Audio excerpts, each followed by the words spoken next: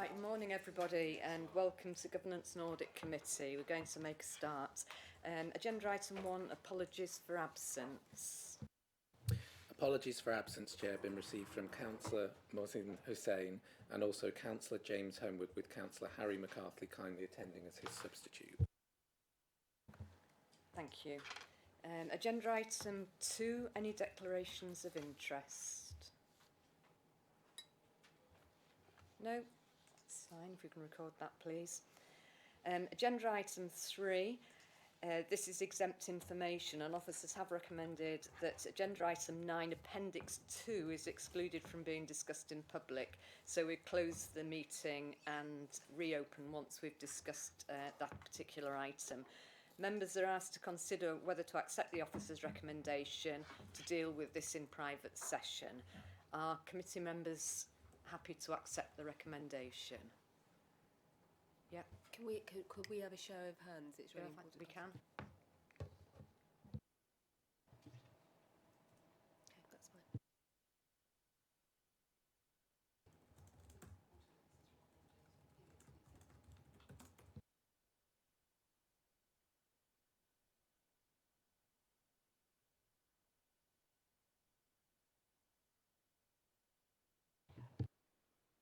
Okay, thank you. Agenda item 4 is minutes from the last meeting. Any comments or changes to note? Yes, Councillor Richard.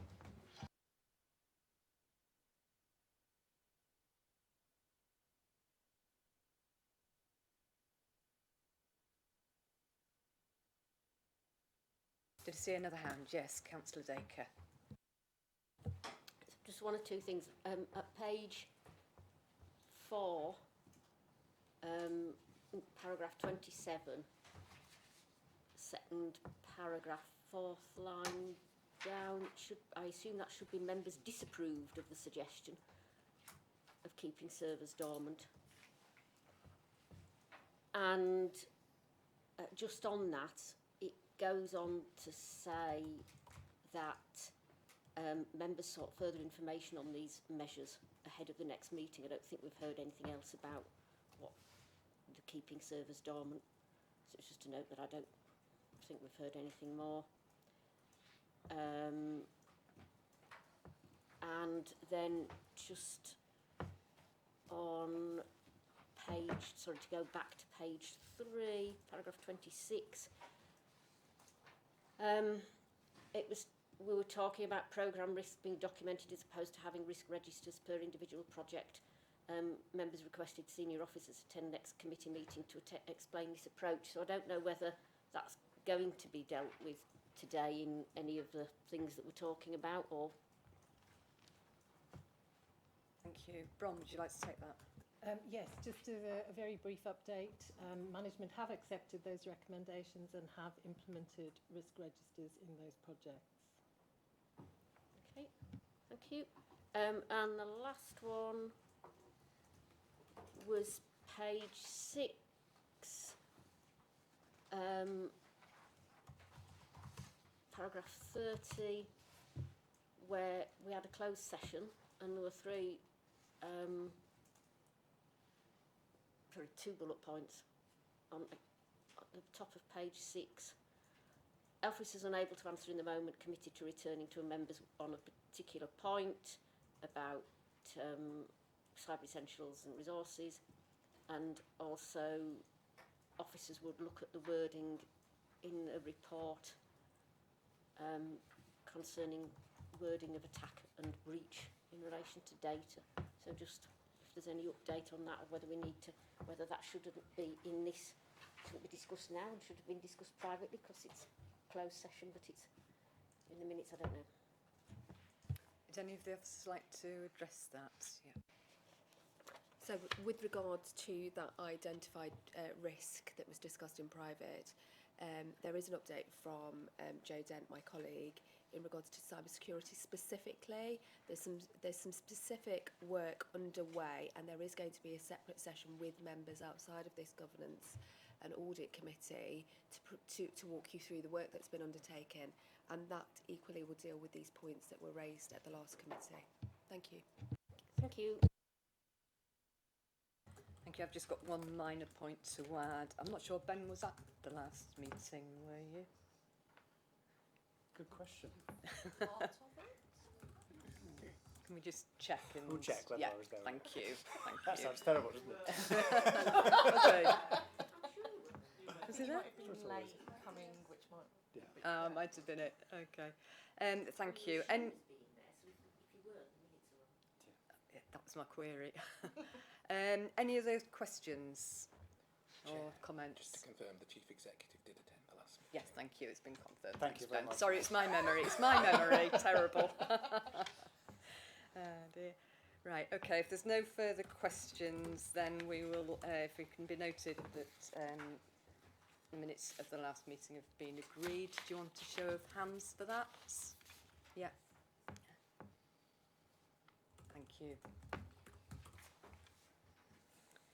Okay, so we're moving on to agenda item 5, and that's the update on internal audit, and it's for members to note. So a link to the report on the dashboard has been included in the pack, so hopefully you've all seen that. I think the pack's shaping up well, so I'd like to thank Bron for that. I think it's giving a better picture, and I also appreciate that you've pulled out the key themes, so we're starting to look at those as well, which I think will be really valuable. Just for the committee to note before we progress discussing the paper, I've had an update on the actions being taken in relation to the digital transformation audit outcomes, and we've agreed that due to the complexity of the matters being worked through, rather than look at that in detail today, a full report will be brought back to committee. So we will get visibility of what is happening in that space. Okay. Bron, do you want to pick up on and present a report? Thank you, Chair. So I'm going to take the reports as read, but just to expand on the cover report and to confirm, we've been doing quite a lot of work internally within the team and with the business to tighten up on deadlines for reporting information back to internal audit, for making sure that the deadlines for teams in terms of work, etc., are built into our monitoring tracker. So just again to say, and as I've said at previous meetings, the way in which we report, we are continually looking at ways in which we can improve that. But we're going to stick with the current reporting format till the end of the plan year, because as my team will attest, their focus at the moment is entirely on deliver the audit plan by year end. So we're not going to mess about with the reporting any further, but I do welcome anything back from committee where we think we can make some improvements for the new plan year. So I invite those comments back as part of committee feedback on this. And then secondly, in the cover report, the outcomes from audit work. I talked a bit in there about the work that the monitoring officer and I are doing in relation to developing integrated assurance reporting for the organisation, and just wanted to update the board to say we took a paper to our corporate board this week, which was well received, and we are going to implement some of the actions that came out of that reporting, and again we'll bring a full report back to the next committee meeting to give you confidence in terms of what we're doing, but also to confirm the timelines of when we expect actions to be in place. So that was the only additional updates that I had, Chair, but very happy to take any questions and then have a drink. Thank you. Any questions? Thank you, Chair. As you explained it, can you explain briefly why management responses to internal audit are taking an average of 25 working days against a target of 10? And what action is being taken to ensure audit findings are treated as a priority by senior management? So I can answer that in part, and then I'm sure there will be other officers here who will also want to respond. We have had a few issues around getting timely responses. A lot of it has been, I think, a little bit about awareness. So we are offering to go out to our directorate outcome boards to do a little session on what the role of audit is, what the expectations are, and what the mandate is from this committee in terms of how we approach our work and how we do our work. So it's a little bit of awareness and training. It's a little bit about audit being quite firm about deadlines and actually setting those clearly. And I think we We could have done that better. We could have been a little clearer with the business on firm, hard deadlines in terms of reporting. We've made some updates there, but equally, the onus is on management to respond to us. When we go out and ask for information, we're doing it because we are charged with giving assurance to the senior leadership, to the business and to this committee. So that is the part of the conversation we've been having at some of our officer boards. It was part of the work that the monitoring officer and I are doing about integrated assurance, making sure people understand the importance of responding in a timely fashion. So I'd say there's quite a few root causes, and we are trying to address those in the most appropriate way to get better progress. It is, at the moment, not where we need it to be, and I think we definitely need those messages coming back from both this committee and the senior leadership team. And Ben has done a number of blogs out to the business to say that he expects people to take the work of audit seriously and to respond in a timely fashion. I think we now need to promulgate that further by getting out to the DOBs, speaking to the heads of service, offering to go out and do awareness sessions with their teams. I have a crib sheet ready for those, just so that you know. So it is in train, and all we can do is keep monitoring it really carefully, reporting back and making sure that action's taken where it's needed. But obviously you might want to ask for officer responses as well. Can I bring in Ben? Yeah, thank you. It's a good question.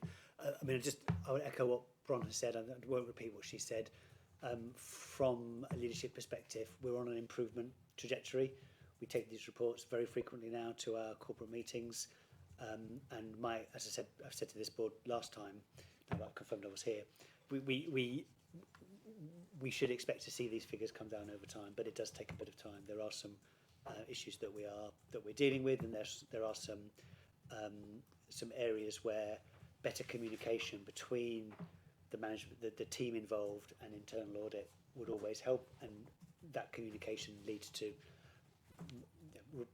more sensible reporting where actions take more time.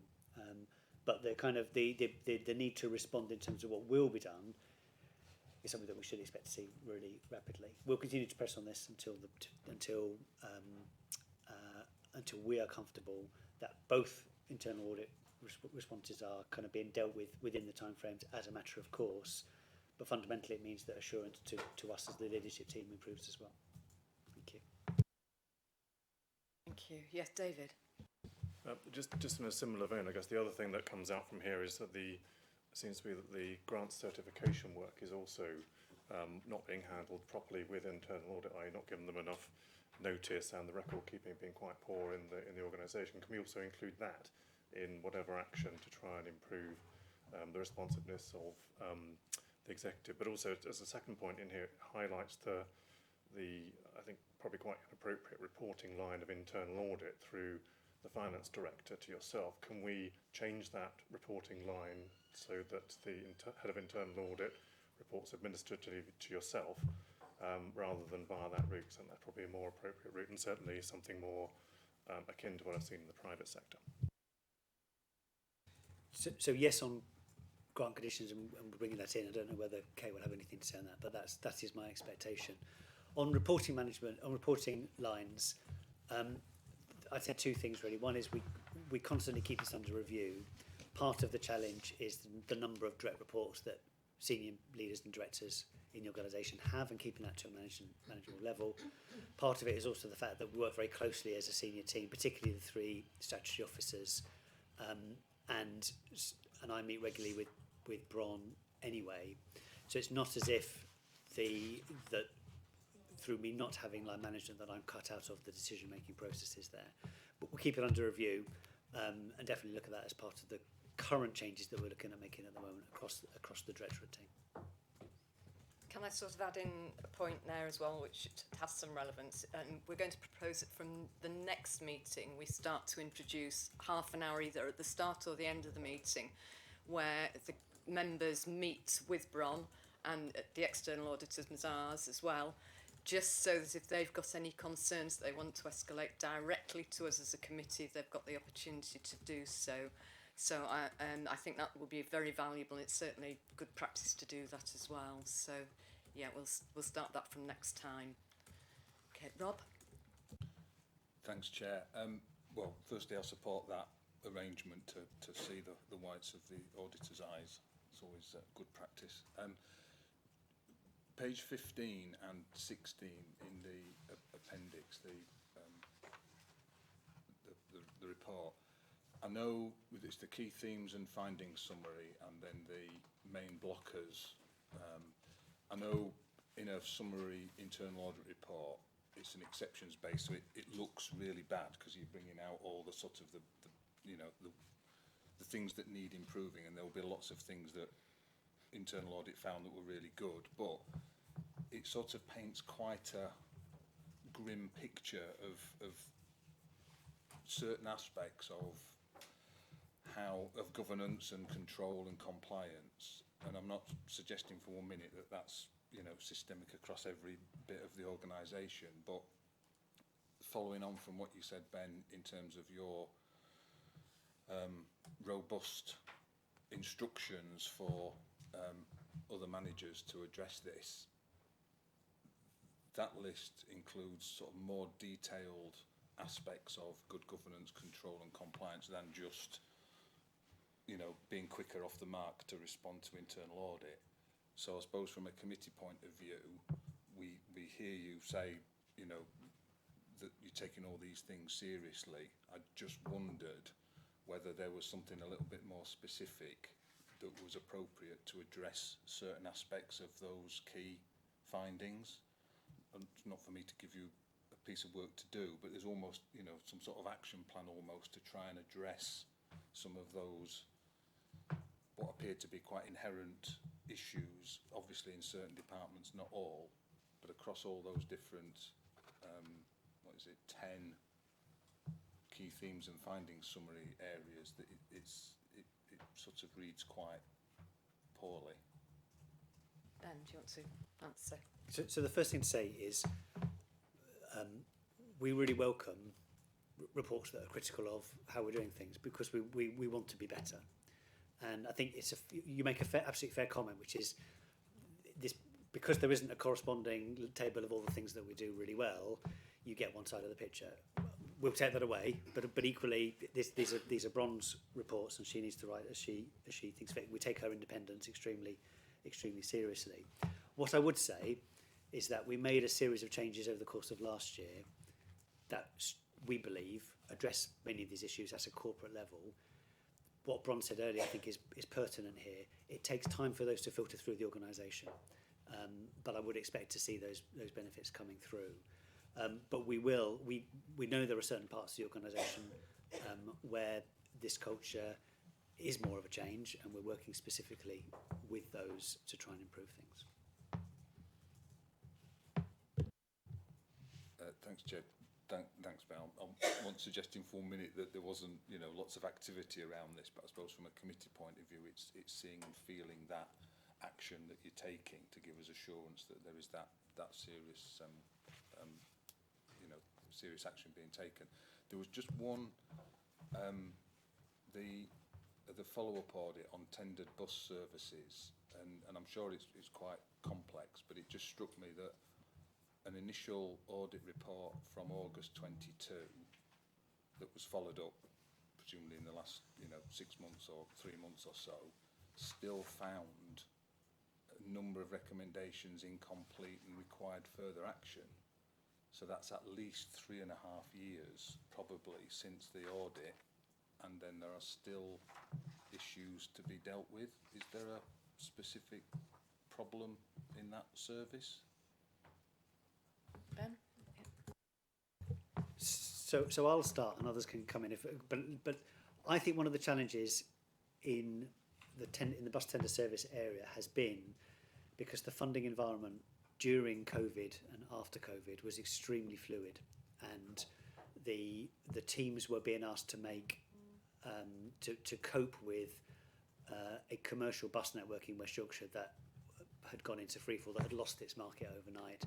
The government took time to put in emergency measures, did that, funding followed. There was a great deal of pressure for funding to get to where it needed to get to. And I think that kind of working in an emergency context has not yet settled down.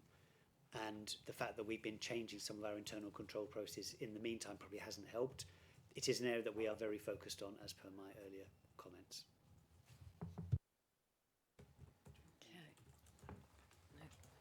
Okay.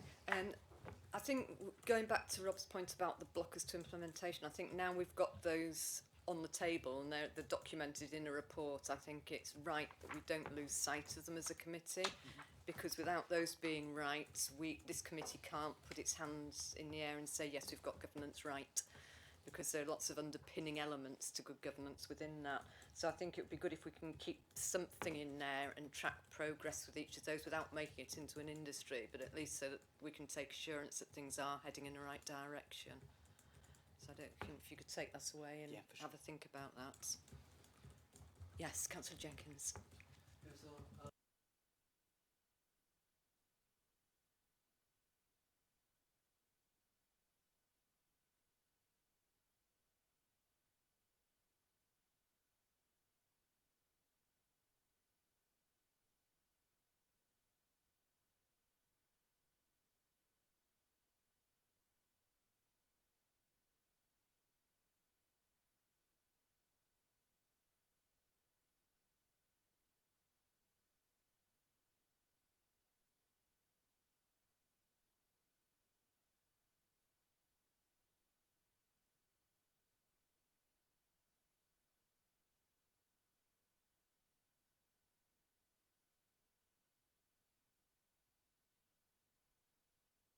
Thank you. Who'd like to take that?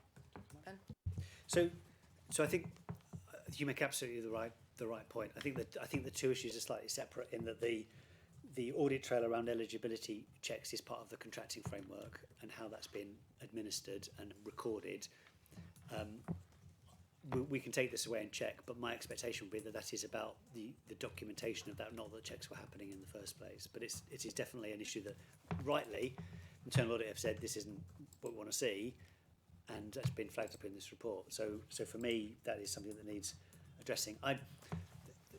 We're on the issue of insufficient staff resources. What we're looking at there is how we can improve the efficiency of the programmes and the effectiveness of the resources that we do have, because the financial position of the organisation is that the answer to everything can't be more people. We need to use the people that we've got in new ways, in different ways. We need to use technology to aid us as we can. And so quite often we've seen in management responses the issue of, well, if I had more people, this would be easier. I'm not always convinced that that is the right answer, and therefore we don't always jump to that as the solution. Joe. Thank you, Chair. I think just to support that and to try and put the perspective of the person who is coming from the other end of the telescope, that's why I wanted to make sure I was here with you today. And in relation to the digital programme as an example, it was me in my own area that commissioned that audit because of what I needed to learn as part of a project that I'd taken over. The results of that have driven action. I think part of the learning for me has been some of the responses there have just been too quick because I took it so seriously. People were, we'll fix this really quickly and we'll just do this. I've turned that into a 3-stage plan. One is, yes, of course, there are immediate actions that need to be addressed, which is ongoing and they're very quick. There are some medium-term actions of which I've spoken to the Chair about, and we'll come back with a report that take a little bit longer because they're fundamental. They're about addressing structure, competence, capability, maybe making some further more strategic organisational changes. And there are then some individual things that obviously can't be shared and wouldn't be shared publicly in terms of how we actually manage performance. So I just wanted to try and reassure you that it is being taken seriously, but it is taking time, and we're probably unrealistic about sometimes how quickly we're going to get things done. And that's about even my expectation against people who work in my team, and it's just about a flow through. And just to try and help sort of give another example from the opposite end of the spectrum. Thank you. Councillor Jenkins. I forgot to put them. So could we have a report in 6 months, maybe? Would that help? Absolutely, and I've already put some dates to the chair about when we can do that, probably earlier than that. Councillor Dacre. Thank you, Chair. So yes, echo everything everybody said about the concern that you have when you read the papers about management responses and so on. And I think I said on the last meeting, only time will tell when we get a year down the line and whether we're still having the same, auditors still having the same problem in getting those responses. I just wanted to ask about the adult skills, which I think are just have historically been a real problem with things like fraud and so on, and just take up so much time, and they link to the grants. And I just wanted to ask whether there's any indication yet as to when you get deeper devolution, whether some of that grant reporting on those, and whether some of the ability to control and determine how you commission all of that work is going to make it easier for the authority to manage all of that instead of having this great, very complex landscape. Thank you. Who'd like to take that one? Ben? I'm happy to have a go. I think you point out what appears to be a quite systemic issue in that sector. I would like to say that as the combined authority's role in the sector becomes clearer to providers, and hence the standards that we require from those providers becomes clearer, the market begins to respond as we would expect it to. But I can't guarantee that. The team are doing a lot to try and talk to the provider market and make it clear the standards that we accept. But it is a sector that has seen practices that I think it shouldn't be proud of, and so we are. We'll deal with that as the best we can. So I don't think I can offer any guarantees, but I'm hoping that the things I've said will come to pass, and things will improve. So just following up on that point, how much of the requirement for good practice can be built into contracts and sort of mitigated the risk of underperformance? So the devolution is kind of the input part of it, and that will change. Well, it will change the input and how we are able to, I guess, get the money out of there. As Ben said, there are systemic issues across some of the industry that is in there, and what we see here is not unusual. You would see across any kind of MSA with devolved funding that is dealing with this. We are strong on the contract management, and actually what you see here is a result of a strong environment that is picking that up. The referrals to Bronze team actually from the skills have gone up significantly because of the team are doing that. So that does consequently probably give us a picture, but I think it kind of talks to the very strong contract management that is there. Of course, if we have continued failures with a provider, we do have opportunities to think about whether that is a provider that we want to continue contracting with in the future. Around that. So I guess this is one area where there is a strong performance management regime that is in there, but the consequence is you will probably see a lot of these types of reports coming out off the back end of that. Thank you, but hopefully that would tail off as you start to get those better relationships and renew contracts and things, because the outcomes would then feed into a cycle, wouldn't they? Hopefully. Yeah, Bron? So just to add a little bit to what Kate said there, our adult skills team, when we first got the devolved funding for adult education, made a decision to put quite a strong audit framework in place, and they fund a couple of the posts in our team. So we do have a big presence in that market here, which is not the same everywhere else. And I think a lot of what's come out of the audit work And you'll see actually in this report you have an example of an audit that we've done of a provider, and we do make recommendations for the provider to improve their systems of control and reporting, etc. We also then subsequently make a report to our internal adult skills team to say this is where you could strengthen your funding rules, this is where you could make your contracts stronger. And I think what we've seen over the period of the 3 years that we've been doing this is our contracts are much better than they were. We are the leader in this field amongst the other CAs who come to us for best practice and how we've managed to do this. But we did it because that team took a good decision to invest in assurance. So, you know, I'm absolutely making a case here for good assurance gets good outcomes. And I think that is, to your point, Chair, about we continually press to make the procurement process, the contracting process, and then the performance management process stronger. And that is why we are managing providers out that we do not want to work with on the basis of what we found. Thank you, that makes a lot of sense. Councillor Dacre. Yes, so sorry, I just wanted to follow up, I suppose, on the other part of the question, which was about whether further devolution is going to actually assist in the overall number of,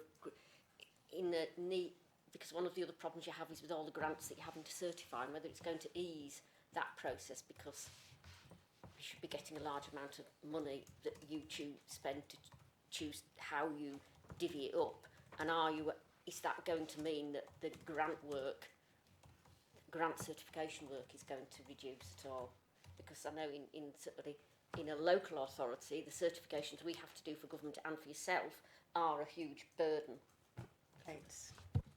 So, in short, yes, because devolution ultimately takes a large number of grants and puts them into one. So that puts them under a different type of regime that sits there. And the MOU, which is freely available for anyone to see, does not put an external. That is not the environment that we're going into government where they will be asking for grant assurance in there. It's a different type of environment, looking at outputs and outcomes and what we've delivered for that money. There is still, for us, we are the accountable body. We still need to have a suitable assurance framework in, and we need to be comfortable that that money is being spent appropriately, spent correctly and in line with the rules. So we do need to have that balance, because it is, ultimately me who is responsible for confirming to government that is the case in there, and that money has been spent legally and lawfully for that. So we do have to have something, but yes, in terms of what you'll see around those grant certification claims will go down in terms of the level of bronze work. So it might change the nature of the work that internal audit does to give us assurance. Thank you. Ben, do you want to come in? Just very rapidly to add to Kate's comments, I think the other part of this is how mayoral strategic authorities, as they'll be called under the Act, are then accountable to government, which also needs, we believe, to be a different way to currently, and that is part of moving away from that grant environment. That's not currently in the bill. It's part of some of the Lord's amendments that have been tabled, but it's something that we will keep in a closely watching brief on. Thank you. Any other questions on this agenda item? No? Oh yes, Councillor Dacre. Sorry, and I don't know whether it does come under this item exactly, but are the recent changes around mass transit going to influence how that is all audited and dealt with? And are there going to have to be some kind of different arrangements for that because of the different way, or is it not going to be affected in terms of audit? Ben? I think the high-level answer is no, it's not affected. What has changed is some of the work streams have changed their nature, and that means that there's different amounts of work happening. So, without looking at the audit plan, I can't remember exactly what Bron had planned, but if she was planning to audit some of the work streams that are no longer going to happen in the time frame that was previously thought, then that would have an impact. But substantively, it doesn't change the audit arrangements that we want to use as part of the governance of the mass transit project. And just to confirm, that conversation is ongoing with the mass transit team. So we are working with them to look at the assurances that are required going forward. So there will be changes to the plan, but it is a risk-based plan. We would have anticipated that anyway. Thanks. I think Ben wants to come in again. Just to use the opportunity to be absolutely clear with all members that the master transit project is continuing. There have been all sorts of rumours that the programme's somehow in doubt, and that is absolutely not the case. Thank you. I suppose, just to come back, I wouldn't have asked the question if I thought it wasn't going anywhere, because there'd be no need for it, would there? So no, I certainly fully anticipated it going on. It's just, I wondered what influence it had. Thank you. Right, any further questions? No? Okay, thank you. So if we can close that agenda item and just note that the committee have received the reports. Thank you. We'll move on to agenda item 6, and that's the internal audit strategy, which is presented to committee to seek approval for the changes made to the documents. And this is to reflect the changes to the global audit standards. So, Bron, did you want to talk to this one? I don't have a great deal to add. We did cover this in detail at the workshop in December to allow committee the opportunity to dig a little bit into understanding what the new global audit standard changes meant for us as an audit function. Hopefully that was a good session, so we'll have preempted quite a lot of the questions that might otherwise have come here. But we are very happy to take any comments or feedback, but hoping that the committee is in a position to approve the charter and the strategy today. Thanks, Bron. Yes, Rob. Thanks, Chair.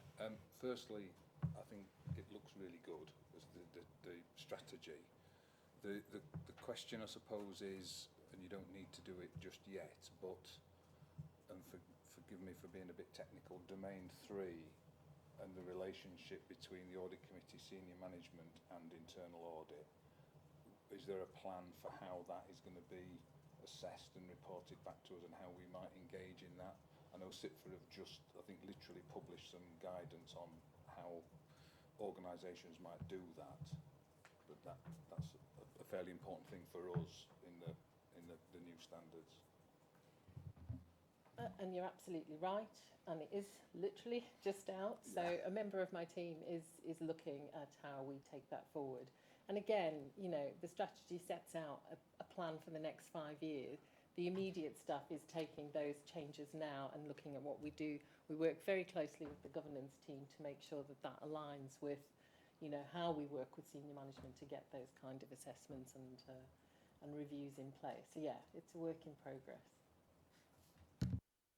Thanks, Dave. Did you want to come in? Yeah, just on the strengths and weaknesses assessment.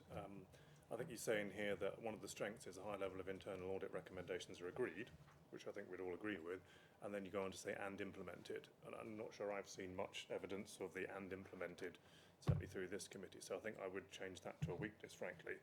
That's something that needs to be addressed, as we've already talked about. And then just to note also in the weaknesses part, you're calling out there the being not well positioned in the organisation, the administrative reporting in the wrong place, as I mentioned earlier on. So those could be addressed. So just on those ones, that SWOT analysis was conducted quite a while ago. So I think there's been a lot of progress over the last 6 months.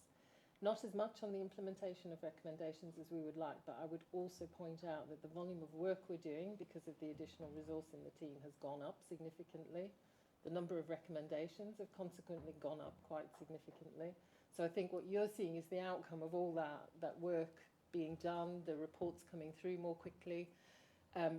We really do, and we've obviously covered this already, but we really see the implementation of recommendations as the place in which you make the improvements that are required, and that is where audit adds the best value. So yeah, I take your point about the SWOT analysis. That was the team that were invited to go away and do that with complete honesty. But it's something that we'd have to update over time anyway, because things change quite significantly, but your points are very valid. So just to follow up on that, I think one of the later items we're going to come to is the audit recommendation follow-up, and the sheer number of items you're following up on that haven't been implemented and are late. About half of what you're doing is following up management who haven't implemented these issues. I think that needs to be reflected more clearly. You could be spending a lot more time doing what you should be doing rather than chasing up management if things are implemented. Thank you, Dave. Any other questions on this? Can I be clear, Dave, you're not asking for any changes? You are supportive of the documents? Yes, thank you. Okay, so can I just have a show of hands, please, for members approving the internal audit charter? Thank you. That's unanimous. Okay, so we'll move on Sorry, to... Chair. Sorry? Can we just approve the strategy? Oh, sorry, as well? Bron, yes, yes, Thank and you. to approve the strategy as well. Can I have a show of hands for that? Councillor Dacre? Sorry, yes, I thought we were talking about the strategy because it was the first appendix. So I think I'd actually wanted to make the same point that was just made, which is I had a bit of a wry smile at the Charter at 2.3 when it says the authority's internal audit function is most effective when. And actually, of course, there is the fourth one there, which is when directorates actually respond in a timely and appropriate fashion to audit recommendations. But whether that's really the place to put it or not, I don't know. Let's come back on that, Bron, before we... Yeah, it probably sits more in our governance framework, to be honest, and that's the bit that changes regularly, and that is that's taken out through our internal governance approach. So, yeah, possibly not for the Charter. Okay, so in terms of approving a charter, are we saying we're going to approve subject to removing that, or what's your proposal to deal with that? I would prefer to leave it because it is based on the model charter, so the less tinkering we can do with that, the better it is for us in terms of compliance, unless the committee feels strongly we need to take that out.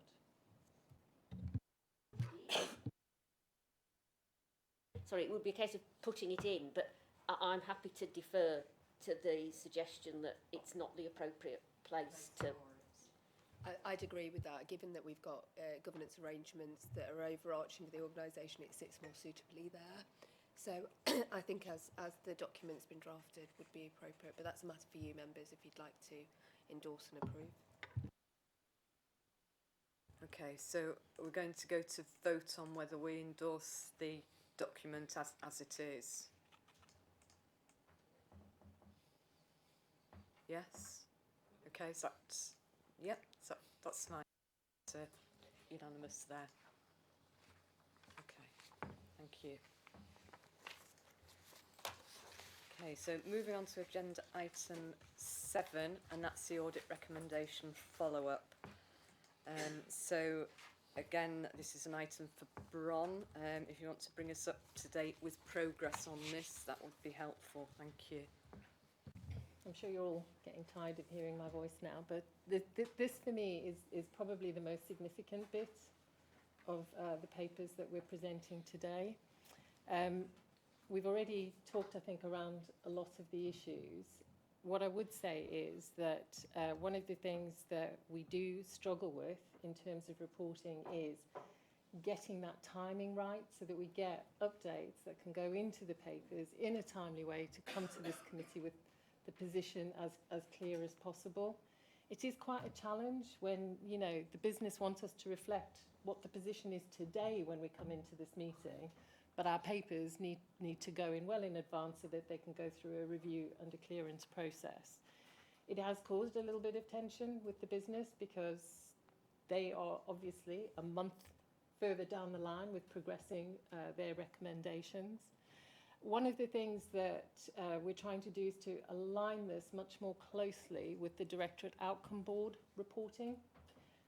We're putting in very hard deadlines for when we want responses by, so that those we call them the DOBs, so the DOB reports actually reflect the position that management have given us at the end of that month.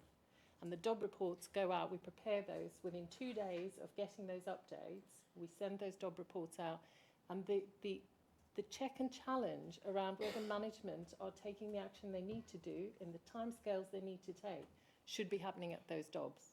That's where directors should be holding their service areas, managers, heads of service, etc. to account. And that's where I would expect to see then that when we send the next chaser out in the middle, we do this monthly, it's a big part of what we do because it is where we impact. When we chase immediately after those DOBs in the middle of the month, I would expect those updates to reflect those conversations and check and challenge sessions in the DOBs. So our position should always be we're getting that next update having gone through that process. So actually the content of what management are saying in those responses has been through some kind of review process already.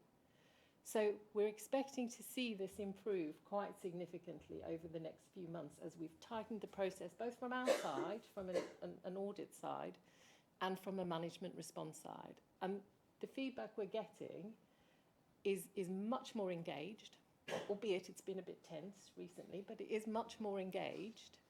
We are hoping that that then starts to see a kind of almost a slicker understanding of what we're asking for means and what the outcome of that is. It will make its way into public papers.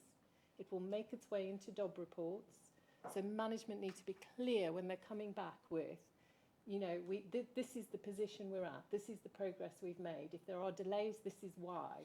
So you get a much better assurance picture of what is actually happening.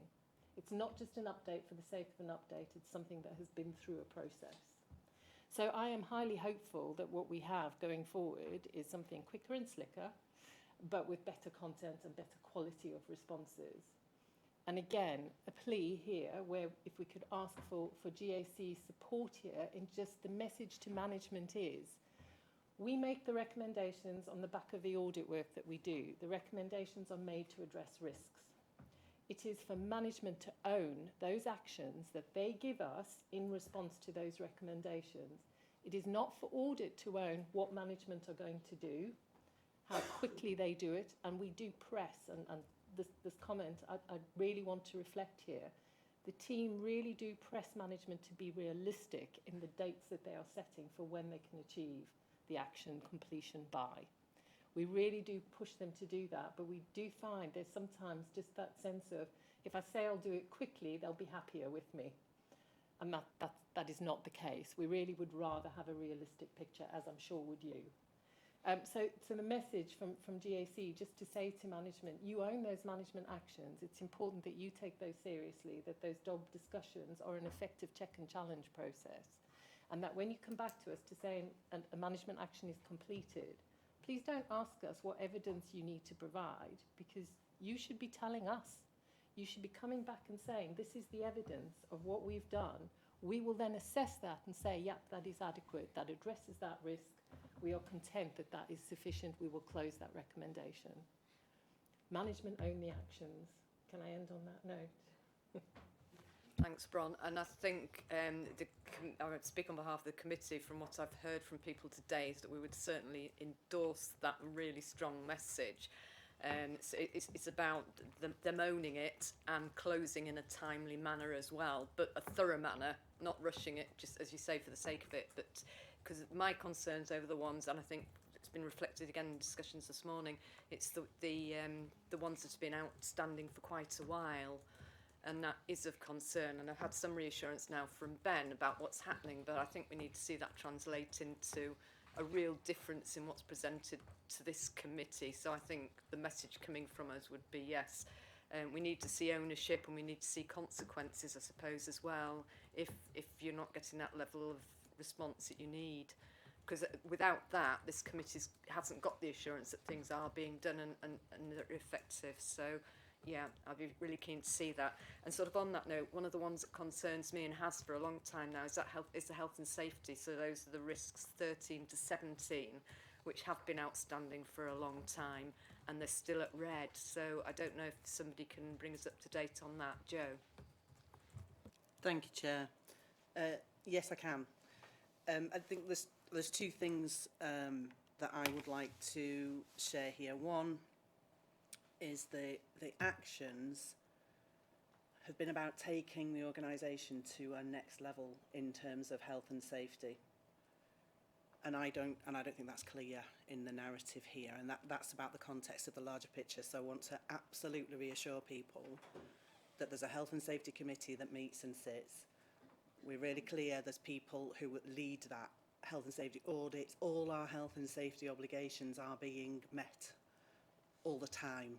And I lead that. I get the statistics of how we're managing that. I attend my audits, directors are involved in all of those kind of things.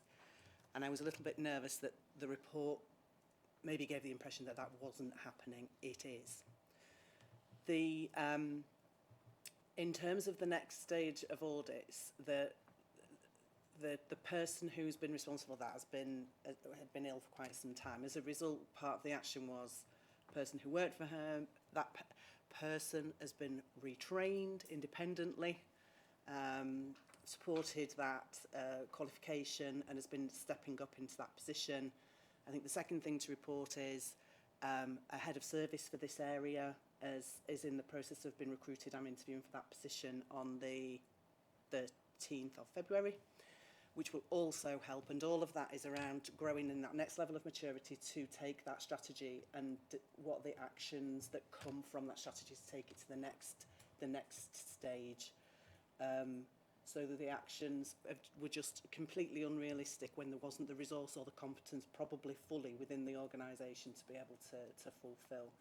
It's me that's probably delayed those, because they're not quick responses. We needed to do something strategic and something that was going to be sustainable to actually fix them. I have that in hand and will happily share anything that you need to in terms of demonstrating how and when that will happen for those specific items. Thanks, Jo. I think Ben wants to come in on this as well. Firstly, just to agree and echo Jo's comments, which I won't repeat, but two things. Just to underline that point about where we, and this doesn't apply to the health and safety one per se, but where we need to bolster capacity and competence.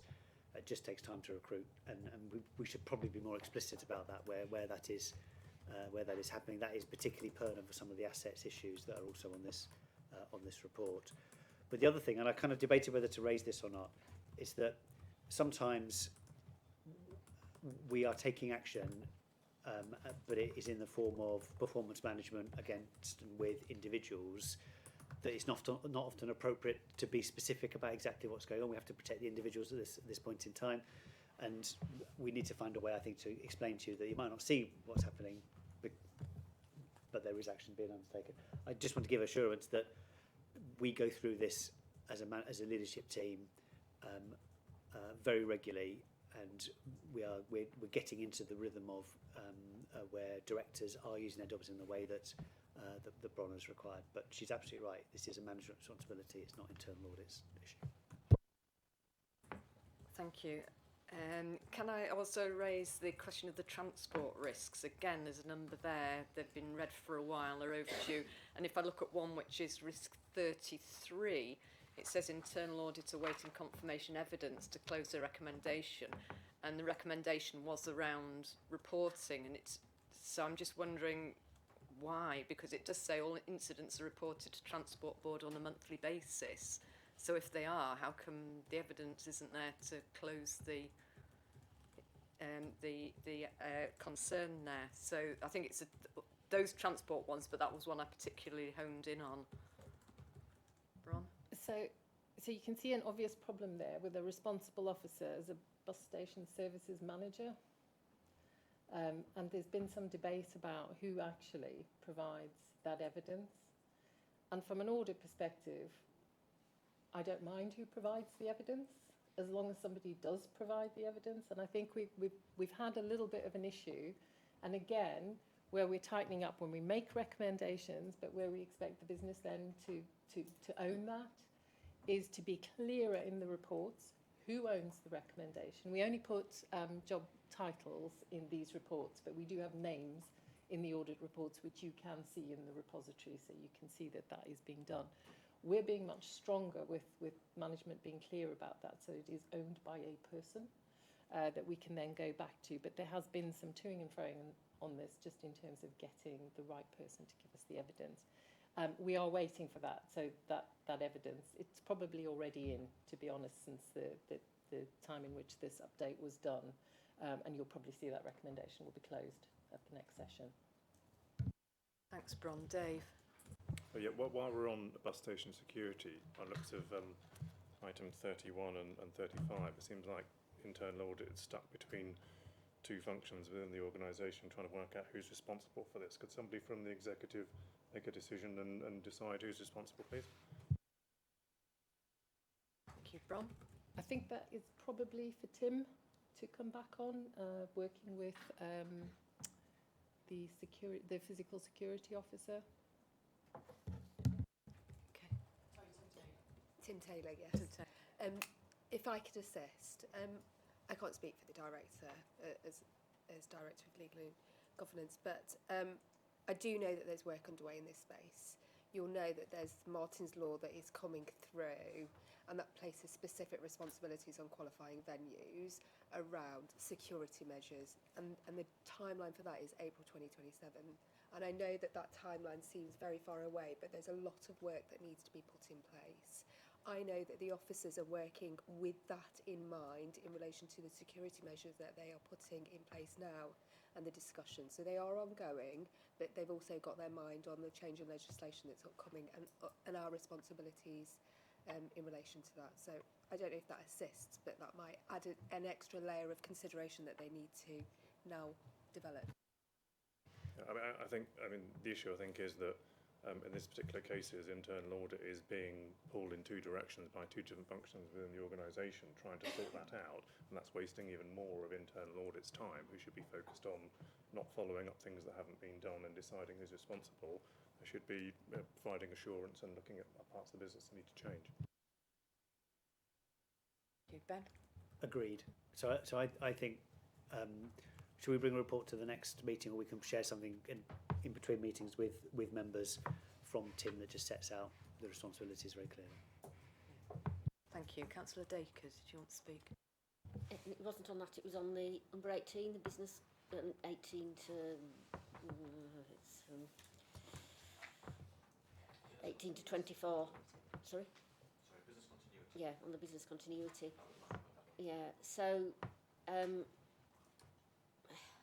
it's obviously absolutely crucial because it's central to the whole of the organisation, and it could happen for all sorts of reasons, including one of the risks that we'll be discussing later. So you say, and there's a series of actions which are having to take place, and that various documents have got to go to corporate board, and some of the dates for resolution haven't been updated yet. So are you able to say when those various policy templates are going to the corporate board, and when actually the people are going to, directorates are going to start being able to roll out these plans? Have you got an idea in mind, even if it hasn't been agreed, I suppose? Kate, a talk to date that in one. mind. Thank you, Chair. We have got an update from Sarah Eaton on that. So the business continuity plan itself is going on the 11th of February. So that is moving, which will hopefully, considering whether that is approved or not, look at closing down action 1 in terms of there is also quite a lot of work that's taken on the action plans for it, which would look to close recommendations. So 6 and 7, they're kind of the original reports on there. For it, and then there will be some work that needs to happen around specific plans across the organisation, which is expected to be completed by June. So there is, I suppose, about to show you, there is work going on. Some of those timescales have slipped, but there is a significant programme of work happening between now and the end of June, looking to address those recommendations.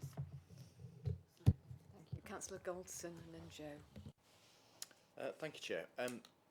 I'm not sure if this is something that gets taken up on the risk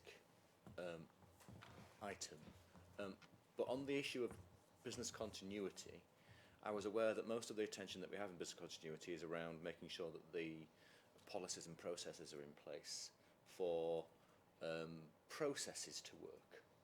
Whereas we had an example earlier around health and safety, where we're going through a process of change, the lack of managerial capacity can have a real impact on achieving that. And I know we've recently had an issue in Leeds City Council in terms of when we had very senior members of Children's Services all on long-term sick, and that led to a crisis of being seen to be covering legislative reporting lines. So I'm just wondering where that HR business continuity capacity to drive change is addressed in internal audit, or is it something that would be covered under our risk element? Because it's obviously had an impact for us in terms of audit achieving what it wants to achieve, because the capacity hasn't been there with the manager that was driving that change. Thank you. Kate? I think it sits under risk ultimately within there. So there are two bits in there, which is there is some work that we have all done as part of workforce planning in Joe's, which is around looking at single points of failure across the organisation so that we understand where those single points of failure are. Sometimes that would be about people lower down in the organisation where they do a role which only one person can do, and we have to understand and making sure that if they're not there, for example, there is a set of process notes that somebody could pick up and just follow that role through. Then at the more senior level, for example, at statutory officer level, we have to have arrangements in place. So if, for example, I was run over outside later today, there is deputies that step up into that role while I was not in the business, the same around Ben, the same around Nikki. So we are required, where there is legislative roles, to have those, and those are picked up through risk. With the permission of Chair, I think the point that I was making was not that on paper we had names to cover legislative reporting lines. It was more about if that person is in charge of a direction of change in the organisation and then they're not there, how do we replace that capacity as opposed to just dispersing their individual responsibilities in their job description to people below them? So I think Councillor Gorton, it's a great point, and that is a significant leadership management challenge. And I think I don't have evidence to support this particularly, but I would say that some of the conversation we've just had about the slowness of response to some of the two audit recommendations in transport services has been caused by exactly that issue. What I would say is that we've been through a process of ensuring that we have the leadership structure in place, and that, as Kate says, that we have those standing arrangements when needed. We've also brought in and subdivided functions where there is a particular transformation underway. Bus franchising being the most obvious one. So we take steps where we can. There's then a separate issue of how that informs our resilience and contingency plans. But it is we run a close-knit leadership team in this organisation. We communicate very clearly about shared goals and ensuring that we are covering areas where there are gaps, but it remains a challenge. Joe? Thank you, Chair. It was Kate picked up the point for me around the resource planning, and that is something that we've put a huge amount more emphasis on more recently. I do think actually having that and making sure that we can actually still continue to develop those people in advance is important and helps try and mitigate risk for that. I think it does drop into risk. That's how it tends to be reported and come through to us. Yes, a challenge, but we've got some steps in place, and we're maturing as we go through the process. Thank you. If I can just make one point, it's on the point 3.2 on the cover paper. It says it would be particularly helpful to see updates that clearly address the specific recommendations and risks to give the required level of assurance. I was slightly concerned about the word particularly helpful. I think it's essential. And I think unless we start using the right words, it's very hard to reinforce strong messages across the organisation, and that is what we'd expect to see. So, yeah, I would just sort of urge some thought around that, just so we get the momentum behind the changes that we're wanting to see. Yeah. Councillor Dacre? Sorry. Yes, thanks, Chair. Sorry, it was a delayed reaction to Kate's previous answer about the timescale for the business continuity. So I suppose I just wanted to say that you say there's been slippage, but there really can't be any more slippage because the disaster won't wait for us to have sorted it. So it's just that point, really. Thank you. Ben, did you want to come in? I think the moment's passed. Any other questions? Yes, Dave. I just wanted to raise in relation to, I think, items 93 and 94. on page 37. Seems to be, this is in the tendered bus services financial control. They're both red. There seems to be some sort of model that we presumably have bought from Deloitte that doesn't seem to be working, and then we're talking about a different model to replace that. Just wanted to understand whether there's something we've paid for and bought from Deloitte that's not working. We should be doing something about that. Yeah, Bron? So I don't think it's the model that's not working. I think it's been tested, and I think the team are trying to implement it now. I think it's just taken quite a significant amount of time to get to the point where they have tested and have got to the position where they are able to start using the model. This is an area that has been ongoing, I think, as Rob has already pointed out, has been ongoing for quite a significant amount of time. And we are currently doing some additional work around another area that uses the same system. So we've got a report coming to the next committee on BSIP, which covers the Mayor's Fairs. And that piece of work has identified some of the same issues. So the team are being encouraged to use the model sooner rather than later, and to make sure that some of the other changes that we suggested when we originally did this piece of work are considered more carefully. So, for example, where the teams are cited, what their oversight is, and how the competence and capability of those teams are managed and QA'd. So there is quite a lot going on in the space, and I'm sure Tim will come back to talk about this at a future meeting. 8. And I think it's probably fair to say that this is an area that will change under franchising in terms of how we have to administer those payments and actually the mechanism in which we're doing that. So we are looking at the arrangements and where they sit between the current team and finance at the moment. So it is something that will be looked at to make sure that we are super ready for 1st of April 27. Thank you. Any other questions? Dave?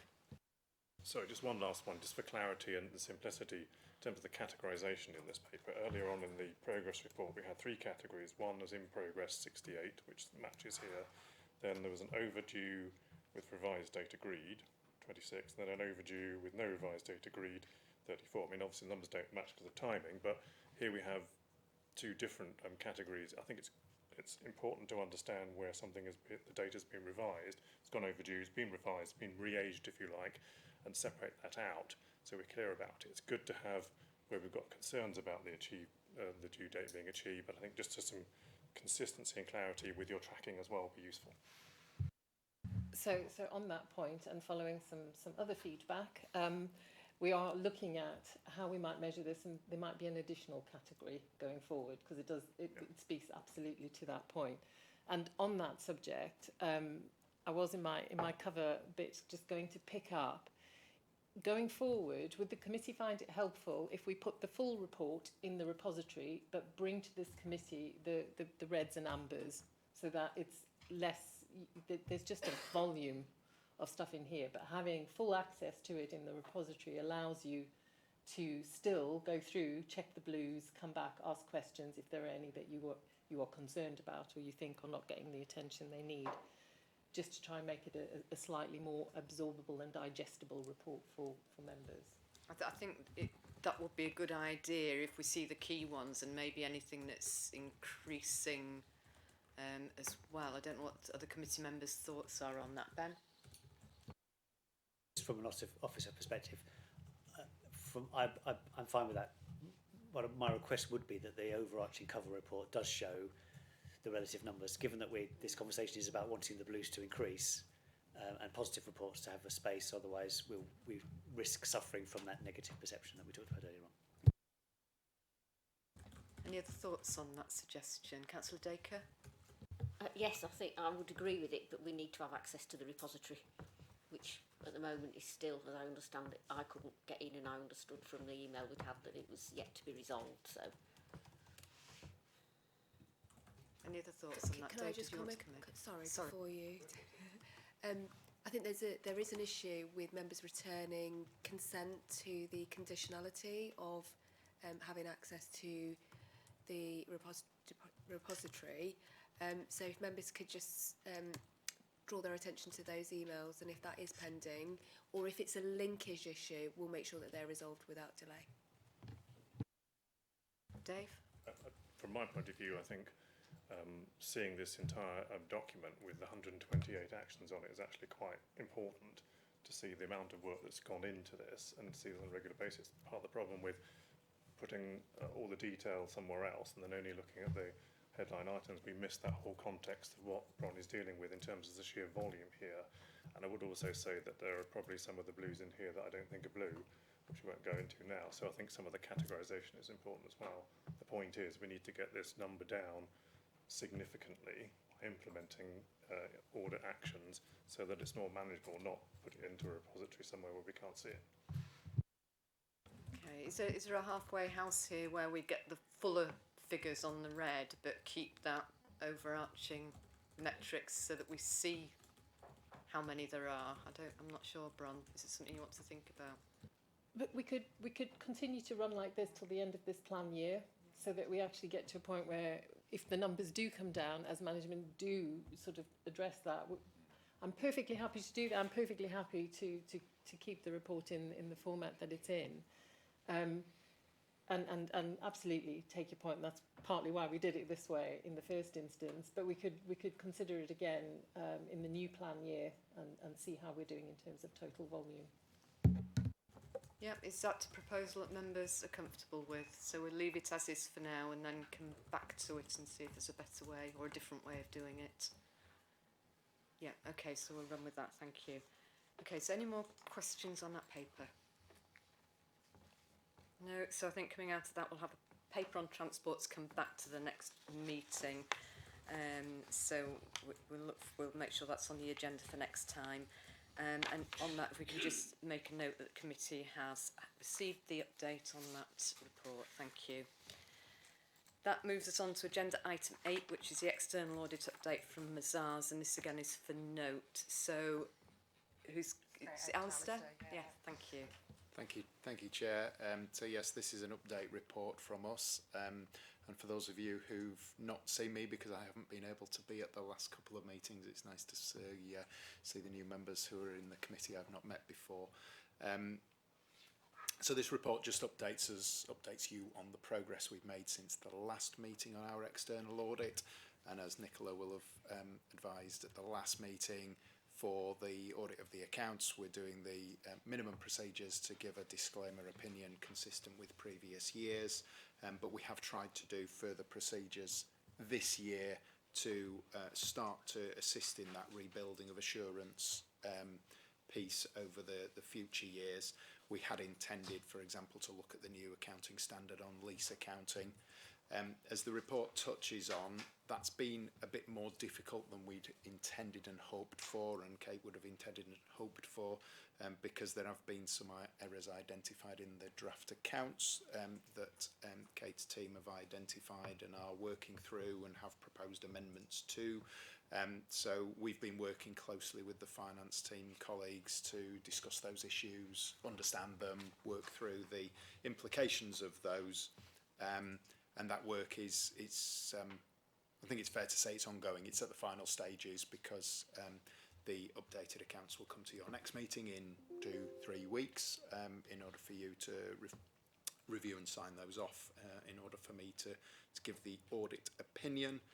A couple of other things I'd just touch on. One of the other things that's come to light from our work this year from the value for money perspective is an identified weakness in the bank reconciliation process, which we touch on in the update report that's operated through the past financial year. And again, we've been engaged with the finance team to understand what the issues have been, understand what action's been taken in the current financial year to address those issues going forward. And while that won't impact on the opinion on the accounts, it does impact on our value for money responsibilities. And we've included in the report at the time that was drafted a risk of weakness in the VFM arrangements relating to that. And because we're a week or so further on, I can confirm that that is something we'll be reporting as a significant weakness, which probably isn't a great surprise to anyone around the table, given the importance of the bank reconciliation as a key control in the control environment of the organisation. We have been fully appraised of the work that the finance team are doing to understand and correct those issues in the current year. We've also set out on page 5 of the report an update to the significant weakness we raised in the previous years around the accounts production process, and given you our clear view and conclusion that that weakness still exists for the year of audit, the 24-25 year. And both of those elements and our full commentary on the value for money arrangements will be in our report that comes to your next meeting, summarising the audit activity and the audit outcome from 24-25. I think I'll just make one further important comment, which I think is noteworthy for you, that despite the challenges that clearly Kate's team have had in some of those being new members of staff who've come into a situation and trying to understand and unpick issues from previous years, some of which go back quite a few years, I understand. Despite those challenges, it's really pleasing for me to be able to report that the relationship I feel my team and Kate's team have built has been really productive and really constructive.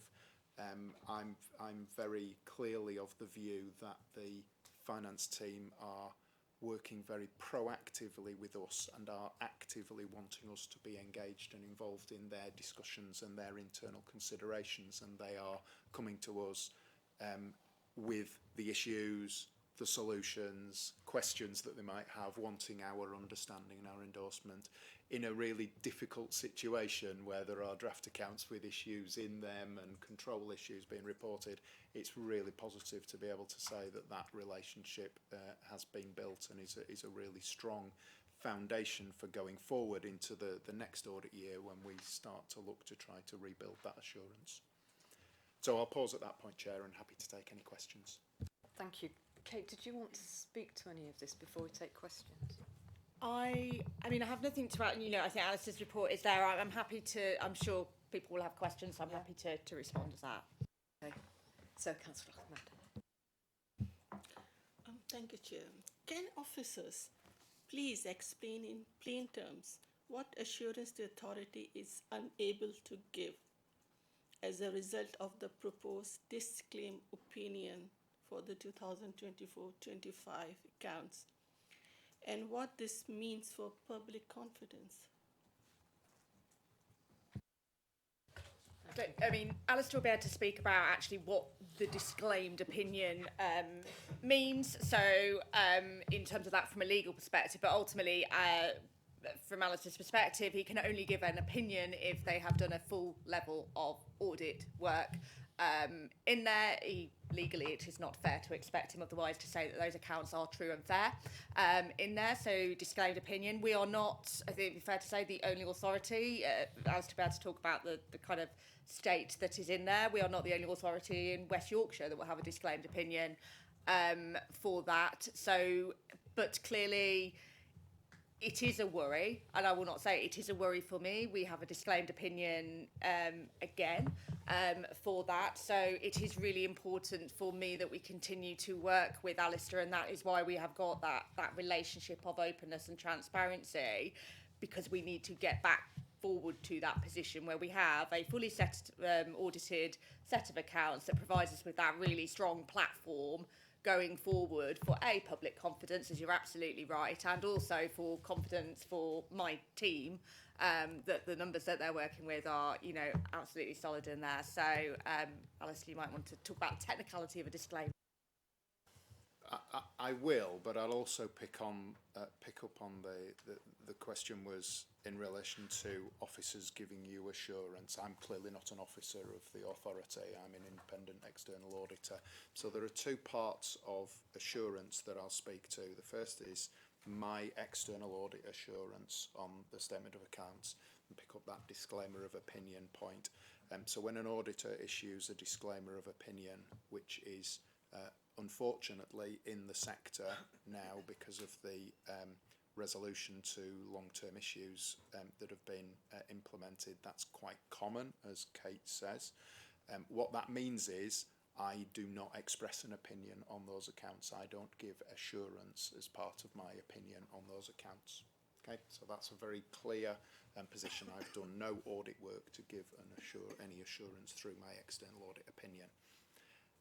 That doesn't mean to say that you, as an authority, have no assurance on those financial statements, because you have internal processes, you have internal governance processes, you have internal control processes which all feed into your annual governance statement.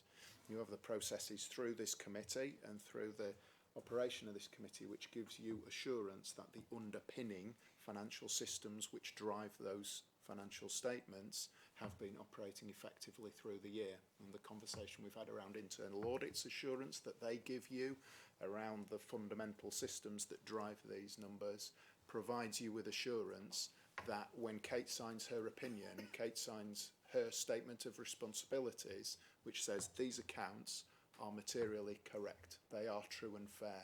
My audit opinion on top of that says, yes, that's true. I've looked at these and audited them independently. But you as a committee don't have zero assurance as a point of that. And that's no different to, I remember being in this committee probably a year ago or so when we had a very similar conversation. I've also had very similar conversations at other authorities who are unfortunately in the same position.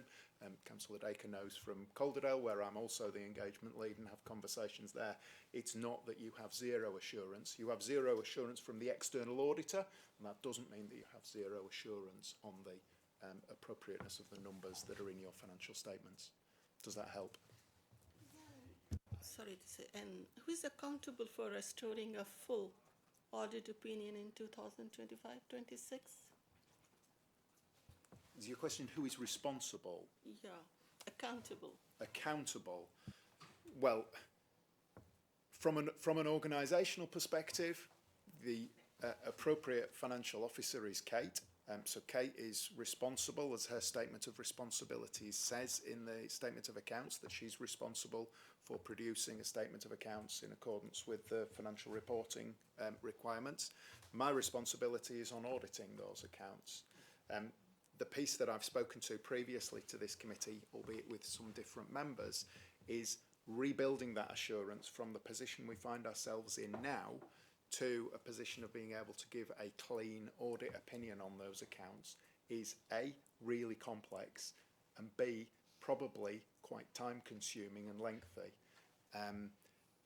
We will be having conversations with Kate once we've got this year's audit out of the way. In March, I'll be having conversations with Kate to understand what are we going to do going forward, how are we going to get to that rebuilt assurance. I can't sit here and say it will definitively be in 25-26. It might take a longer period because of the work that we will need to do to rebuild that assurance. And this isn't the right time to have that detailed conversation because I don't know the level of risk that's going to be in those accounts in order to drive the work that I need to do. But I will be keeping you informed. We will be updating in future meetings as to where we are with that process once I've rightly had those conversations with Kate to understand the work and the timescale for that. Thank you. Kate, can I just ask as well on the reconciliations, the work that's being done on that, because we had the issue last year and this committee received assurances about measures that were going to be put in place to resolve the issue. So I'm just interested to know really what's being done now that's different and will prevent this in future. I think it's important that the kind of the issue last year, which was a consolidation error in the accounts, is slightly different to what Alistair is reporting now around the bank recs, which is a key control issue. So they are slightly different in how they come. In terms of what Alistair said, we are now doing bank recs and we have bank recced all the way through 25-26 and recced for that year in there. I wasn't in post during 24-25, so I can't explain to you why those weren't done in 24-25 and probably the decision that was made there, but I can provide you assurance that we have done that work to ensure that that we have looked historically, and we are now doing those going forward in a very robust process that sits there. In terms of the issues that we are identifying, I think there's two bits for me, which is, as Alistair's alluded to, a new team that came in. So the majority of us came in probably around April, including the financial reporting team that came in. The year end is 31st of March, so we are working with historic data that isn't necessarily data that we had, and not necessarily people in with corporate memory. So that has brought its challenges for the team that is in there. It is very difficult to find people with public sector accounting experience. That is a known sector issue at the moment. For that means we have to bring people in and train and learn in there. And as I just said, they're asking the questions, which is absolutely right. We have brought in SIPFA kind of corporate membership to ensure that people have that support as well to be able to learn. And we are looking at the training programmes that sit behind there.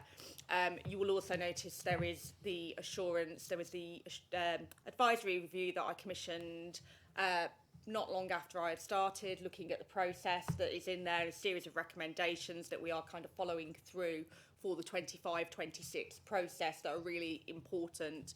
We have a far more robust, we're taking effectively a project methodology to how we are running this year end, in terms of there is an output, it is predefined in terms of the time that sits there for it, with a fully scoped up team at the moment.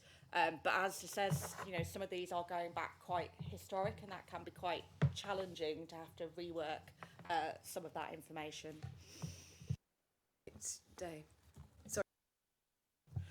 Thanks, Chair. If we can all remember far enough back when all this was normal, when it came to sort of approving the accounts, whatever member body it was, we took significant assurance from external audit, although we obviously received, the appropriate statement of responsibilities from directors of finance. The primary focus, I think, from my experience, was on what the external auditors were able to say.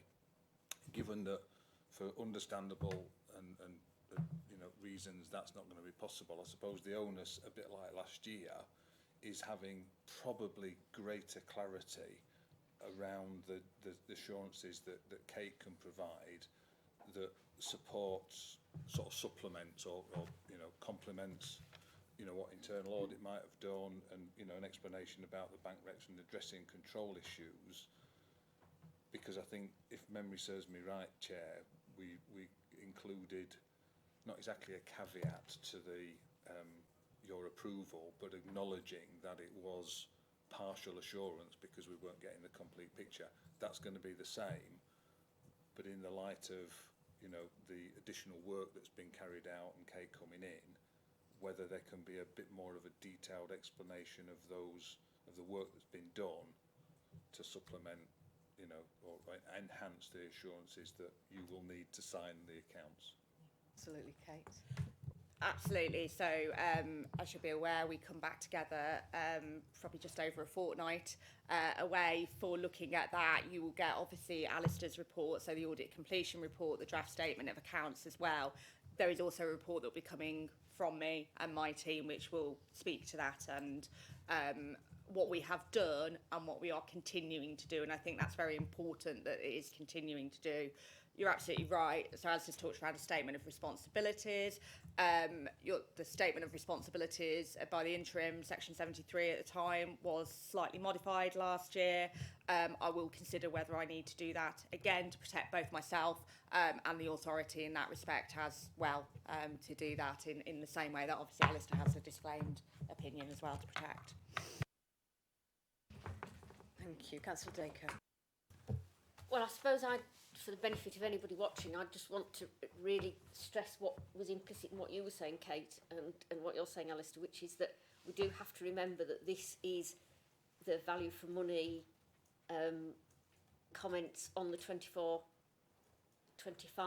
accounts, and that financial year has come and gone, and you can't just take account of the fact that things are now being done to improve it in this financial year and say, well, I'm not going to put that in the VFM, you still have to highlight it because it was a fact at the time.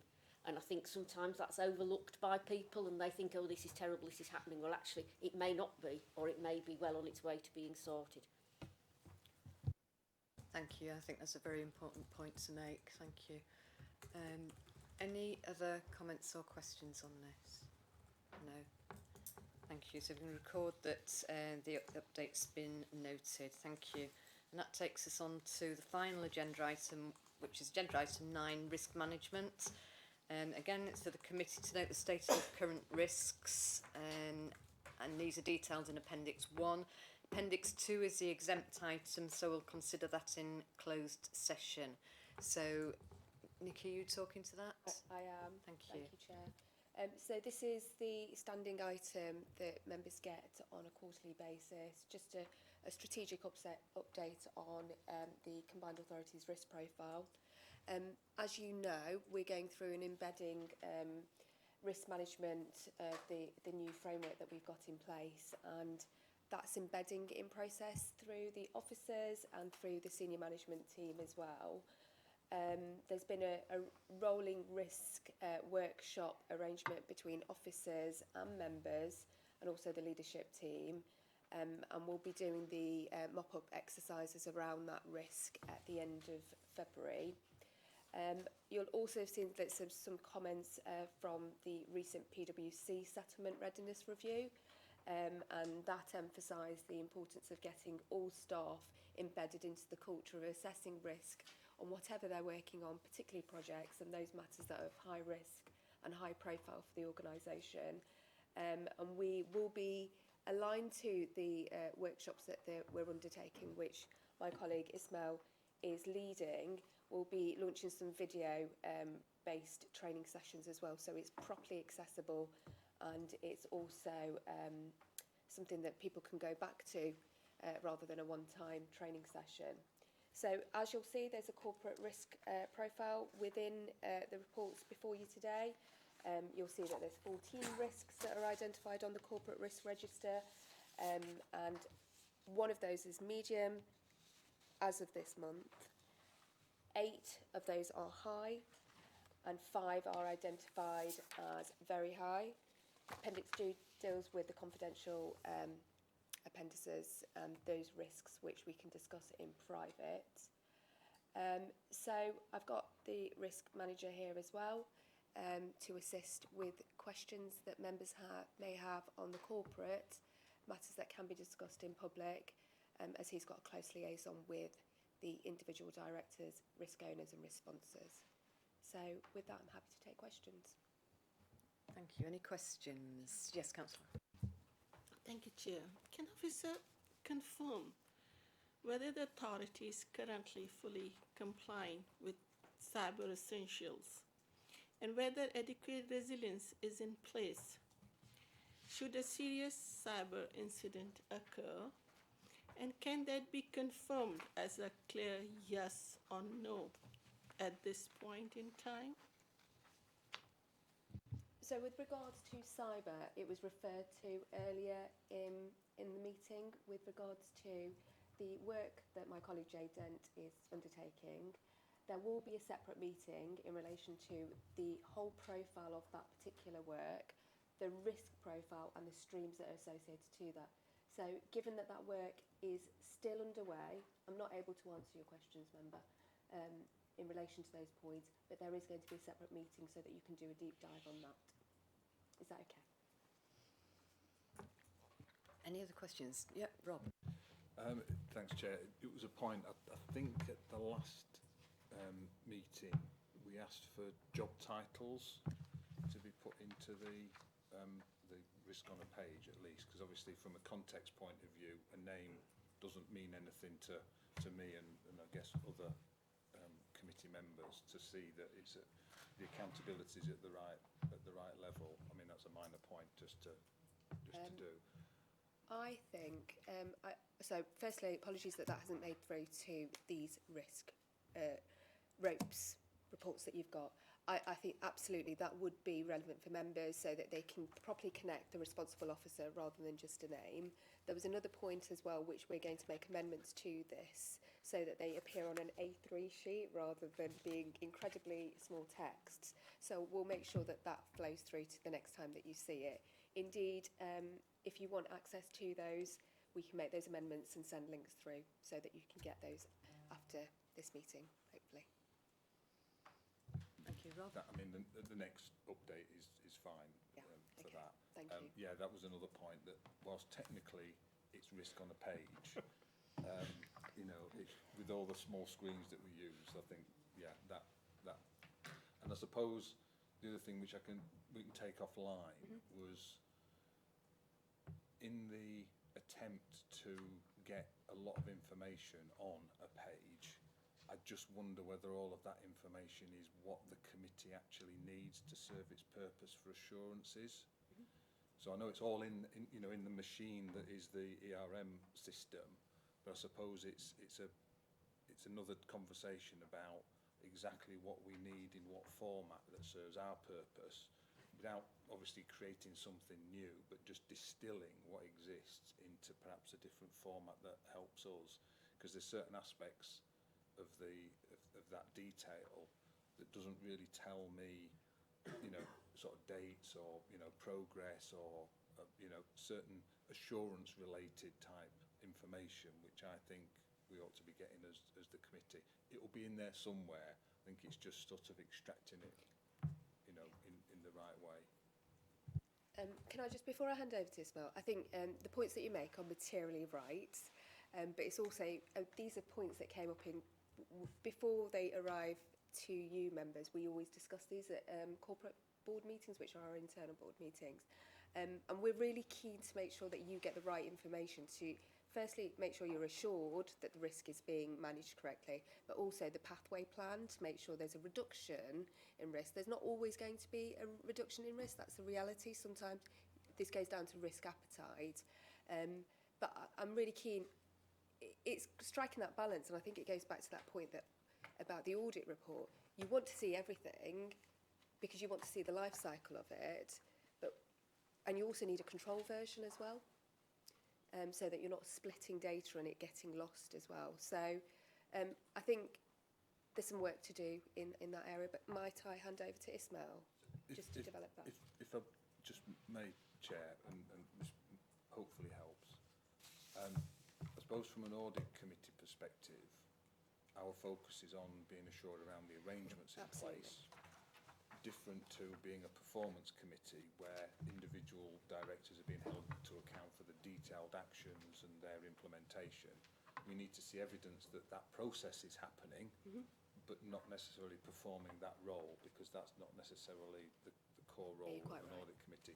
Hence why there's often the need for a different type of format of information for an audit committee, so that we have that focus on arrangements, different to, I assume, another member body, or certainly in a management environment where directors are held to account for the activities and the actions and the effectiveness of the controls. We just sort of need to see, as I say, the evidence that happens, as long as, you know, that scrutiny and challenge is happening somewhere else, which I think probably lends itself to two different formats of information, perhaps. Thank you for the comments. Very, very welcome. In response, really, there's a couple of points I'd like to pick up from the comments made. One is definitely in terms of providing the summary account of the progress against this risk development plan. That's in the cover report. We provide the narrative against that. The rope report, or the risk on a page report, essentially enables a governance and audit committee to establish what the current position is, where were we, and where are we heading towards, where do we want to get to, essentially. And that's the key information that the governance and audit committee can take to make those questions around check and challenge. It's now changed in terms of what information we're presenting at internal boards, and those boards are really doing the check and challenge. So the internal governance function is working very well. And might I add that from a perspective of progressing excuse me, the maturity level for risk management across the organisation. We're moving at that sustainable pace requested by this committee. So we're now clearly in the embedding phase. We've done the gap analysis, we've done the development and the resources required to get to where we want to be. We're just about finishing the rollout with the workshops and training material in terms of how we apply the new framework. But we're now getting to the stage where there's going to be an individual risk management plan per directorate that addresses all of their risks on the 4 levels of the risk register. So we've got the corporate directorate programme project. What we have on the corporate risk register is some of these risks are very visible risks only. They're not for managing risks. And we're looking at changing that as we go forward into risks that need managing as opposed to visibility risks. But one of the things we are looking to do as part of the development plan is how do we provide reporting against the organisational health, taking into account finance as well as performance and risk combined. So at some iteration in the next 2 quarters, I would say, you'll have that dashboard to be able to see, right, this gives us exactly what we need and we can do a bit more check and challenge. But we are on the journey to get there. Thank you. And I think it's important to note that when this was brought in, we did agree there'd be an embedding phase. So I think we need to let that happen and learn from that as a committee, as they will learn from it internally as well. So Rob, did you want to come back? Yeah, thanks, Chair. I mean, it's a huge thing that is being implemented, absolutely taking time.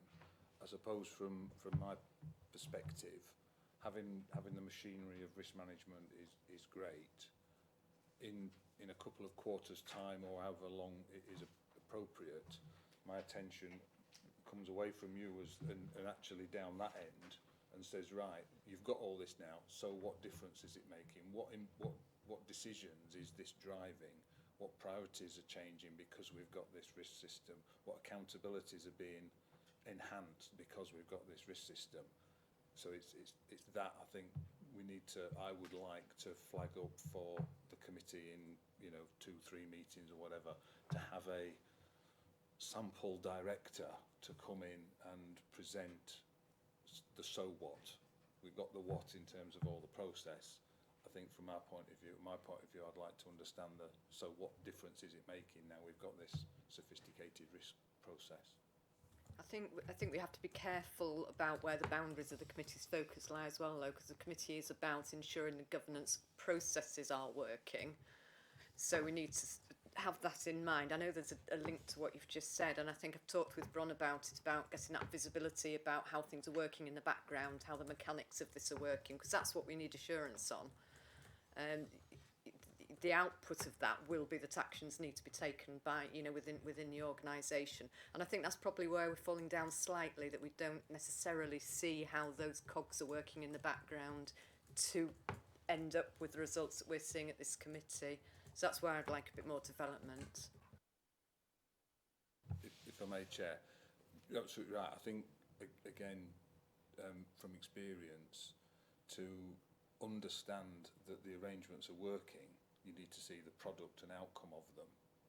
Then it gives us evidence that, the risk management process is having the desired effect. It's not for us to challenge whether it's the right actions or, the right dates or anything like that, but actually seeing and feeling through the deep dive type scenario exemplifies the arrangements that are in place. So I'm saying that, for every meeting there's an hour of dissecting somebody's approach to risk, but periodically understanding the accountabilities and seeing that it's making a difference. Otherwise it's just risk theatre rather than actually having an organisational impact. No, exactly. We've got Nikki and then Ben. Thank you. I think you make a really good point. At the moment, a lot of the discussions are around process. And essentially, this is what the governance committee is charged with, is sort of exercising that that questioning of the process. But with time, as this embeds, we will get to a point where we can bring back a story effectively of saying, this was a project, this is where it started, this is the journey that it went through, and these were the lessons learned. I'd say it's too early at this moment in time, but there will come a point, and I think I said at the last committee, that it will take at least 12 months to properly have a pathway of the journey of risk that's been undertaken. And for us as an organisation, it's important for us to recognise that that might be a bit rocky in the beginning, and we might have some lessons ourselves learned through that process. But we're keen to make sure that we as senior management and officers who are implementing projects are bedded into that. But equally, we're accountable to show you where it worked and where it didn't. Yeah, just to add to what Nikki said, which I agree with. The bit I'm struggling with here is this already happens to such a degree within our corporate structures that we can tell some of this story right now, and so we can exemplify things pretty quickly. But what is quite rare is an example where a risk appears that a high risk appears that we weren't prepared for, and that we then need to put in place a pattern of action that then mitigates that risk over time. These things are much more dynamically managed, but we'll take away to give you some examples because it's not that I'm assured. I watched our risk process in operation, and I know that we look at these risks and we review them, and we are checking that relevant directors and risk owners are dealing with these issues. It doesn't necessarily change their risk rating, but it is all part of doing it within a control framework that we're explicit about what the risks to the organisation's delivery are. So, but let us take away how we might do something faster if we can. Thank you. Councillor Dacre. So I agree that at the workshop, I think that was one of the stated requests, wasn't it, that we had a worked example to come back to see how the authority actually went through it. But I suppose I differ from Robin that I actually want the plans on a page with that amount of detail, because without that, and it is only on a page, I wouldn't feel that over time I could fully understand what was happening and what had been done and what changed and whether the process was therefore working. And I think it is always that compromise between trying to see it as a governance and audit committee and not get too stuck in the detail, but at the same time having enough detail to understand how things are actually working. And so I felt that was right, and I understand that there's an awful lot on some of those pages, but I also think that that's because there's an awful lot of things that have to be considered, and there's no getting around that. I just can't see it very well. Thank you. Ben? I mean, maybe the answer here is to leave the reporting structure as it currently is for a period of time, because actually part of what Rob might want will be evidenced by how a risk report has changed in successive quarters, and that might be, and it'll be the officer narrative on the top of that that explains what was going on, might help bring that to life. So that would be my suggestion. Yeah. Okay. Yeah, I think we're all broadly comfortable with that and in agreement. It just needs to bed in a bit as it is, and we can note all of these comments, and then we won't lose them when we come back to the conversation at a later point in time or a review of it. Okay, thank you. Any other queries over that before we move to the closed session? No? Thank you. Can we move to closed session for Appendix 2, please?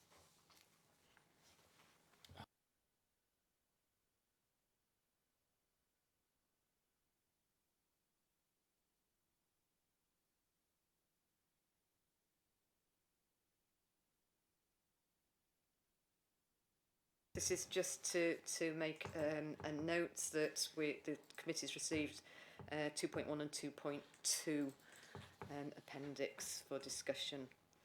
So that brings us to the end of the agenda, and the next meeting will be on the 19th of February, and that's where we'll be looking at the financial reports. Okay, thank you very much. Thank you, Chair. Well, Chair. Thank you. I'll remember you there.